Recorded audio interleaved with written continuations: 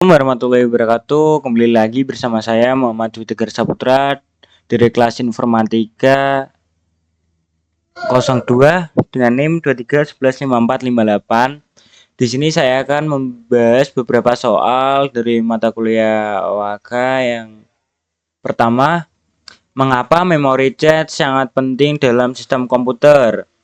Memori cache penting karena mempercepat akses data yang sering digunakan oleh prosesor, mengurangi waktu tunggu yang diperlukan untuk mengambil data dari memori utama yang lebih lambat.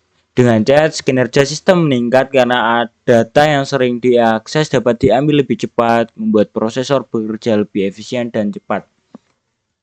Soal kedua adalah apa perbedaan antara L1, L2, dan L3 cache? L1 yaitu paling cepat, paling kecil, dan paling dekat dengan inti CPU. L2 sedikit lebih lambat, lebih besar, dan menjadi buffer antara L1 dan L3. L3 paling lambat di antara cache, tapi masih lebih cepat daripada RAM. Biasanya dibagi antar beberapa inti CPU. Ya. Soal nomor 3, jelaskan tentang mapping cache memory. Mapping cache memory adalah teknik untuk memetakan data dari memori utama ke cache. Ada 3, yaitu direct mapping, yang dimana setiap blok memori hanya bisa dipetakan ke satu lokasi spesifik di cache, mudah diimplementasikan tetapi rentan terhadap konflik miss jika dua blok memori memetakan ke lokasi yang sama. Associative mapping, blok memori bisa disimpan di slot mana saja di cache, lebih fleksibel namun pencarian data lebih lambat karena perlu mengecek semua slot. Set associative mapping, gabungan dari dua metode di atas. Set dibagi menjadi beberapa set dan blok memori dapat disimpan di slot mana saja dalam satu set. Ini mengurangi konflik miss dengan tetapi mempertahankan efisiensi pencarian. Yap. Yang keempat adalah jelaskan tentang algoritma pengganti cache memori. Nah, penjelasannya akan sedikit panjang.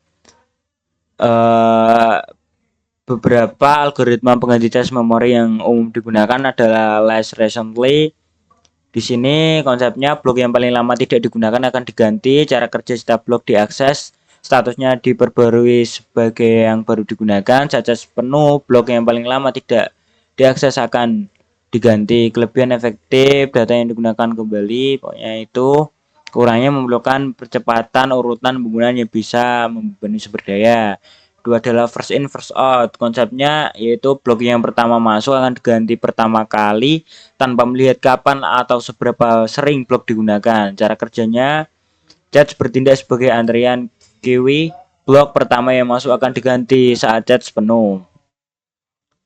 Nah, ini untuk kelebihan dan kekurangannya, mudah diimplementasikan. Kekurangannya tidak memperhitungkan frekuensi atau urutan akses data.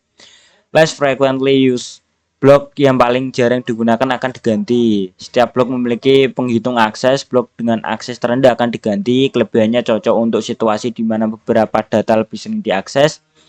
Untuk kekurangan, jika suatu blok pernah sering digunakan tapi tidak lagi, tetap bisa bertahan di cache meskipun sudah tidak relevan.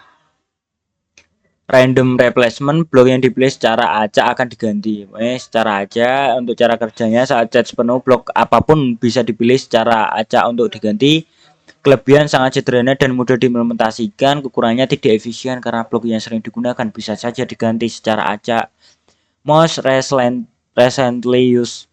Nah, untuk yang ini konsepnya blok yang paling baru digunakan justru akan diganti. Blok yang terakhir digunakan dianggap tidak terlalu penting dan akan diganti saat cache penuh, berguna dalam situasi tertentu di mana data terbaru hanya diperlukan sekali. Kekurangannya tidak cocok untuk pola akses di mana data yang baru diakses kemungkinan besar akan diakses lagi. Adaptive Replacement Cache, konsepnya ARC menggabungkan strategi LRU dan LFU beradaptasi berdasarkan pola akses. Cara kerjanya yaitu cache memelihara dua daftar, satu untuk blok yang sering diakses dan satu lagi untuk blok yang baru diakses.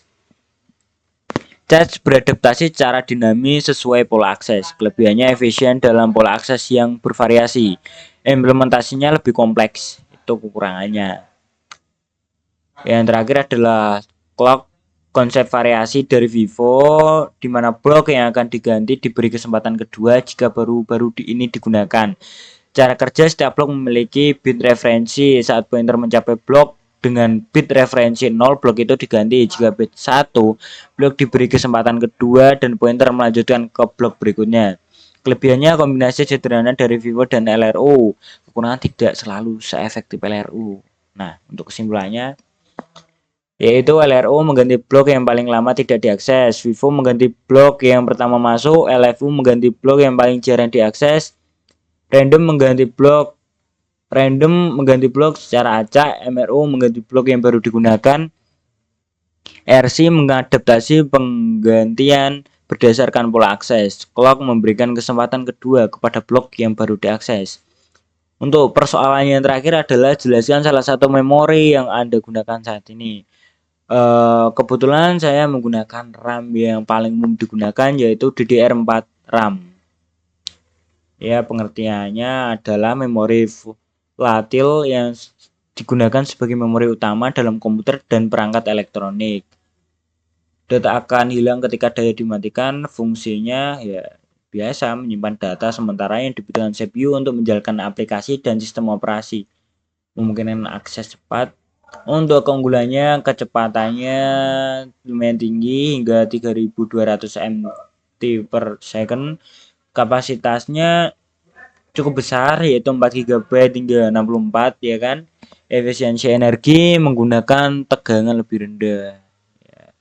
Cara kerjanya, RAM menyimpan data dalam sel-sel memori yang terorganisir dalam baris dan kolom, memungkinkan akses acak yang cepat oleh CPU.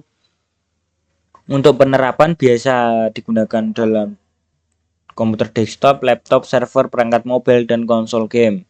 Keterbatasan ya bersifat sementara, saat daya hilang dimatikan, sehingga penting untuk menyimpan data penting di media penyimpanan permanen ya. Cukup sekian penjelasan dari saya. Mohon maaf apabila ada salah kata. Wassalamualaikum warahmatullahi wabarakatuh.